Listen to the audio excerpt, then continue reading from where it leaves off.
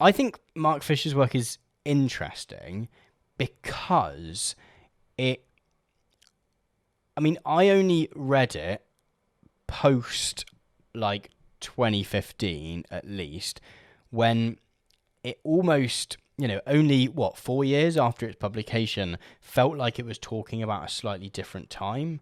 And I often hear it discussed fairly regularly online, as though it discusses the moment we're in now.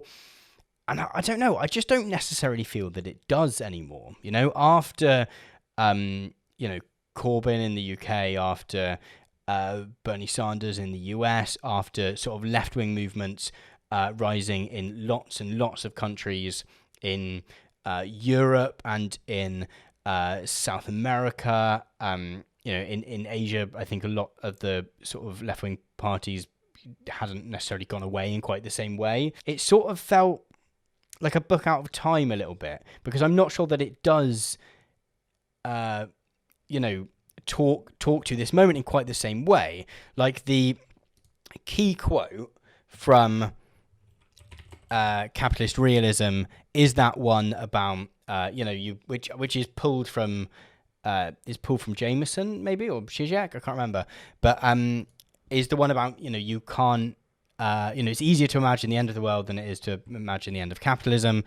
And like, if you look at something like the Bernie is back rally, right, as one of the biggest events that I can think of. Actually, maybe the trailer's the better one. Like, this is an awful lot of people imagining a world, imagining the end of capitalism, right? In whatever, I'm sure people have differing opinions on the extent to which the sort of Bernie movement represents that.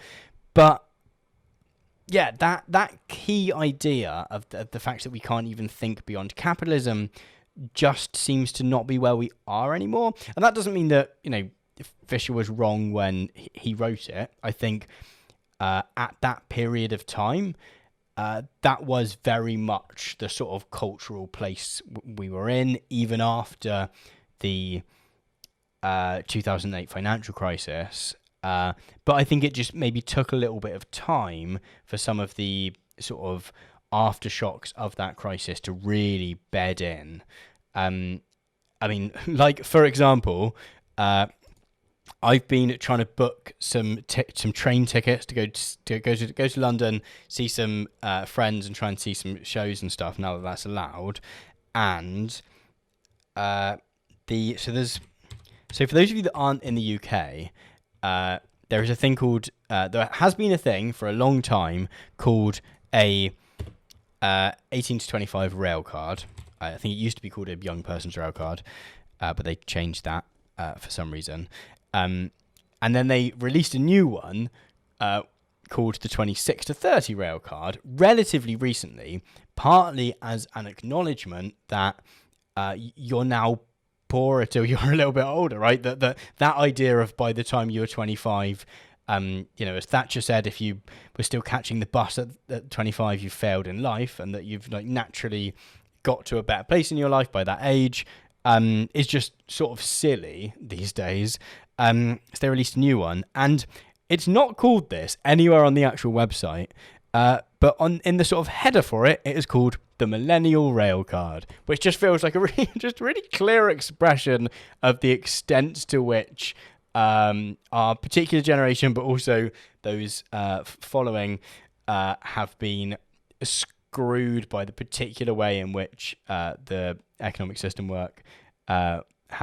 economic sort of system has gone. And as a result of stuff like that, A, you get the 26 to 30 millennial rail card, but B, you also get, people imagining a world beyond capitalism in a way that Fisher just wouldn't have been able to see because it wasn't happening then. And it's sad that it was only a few years later that became a thing.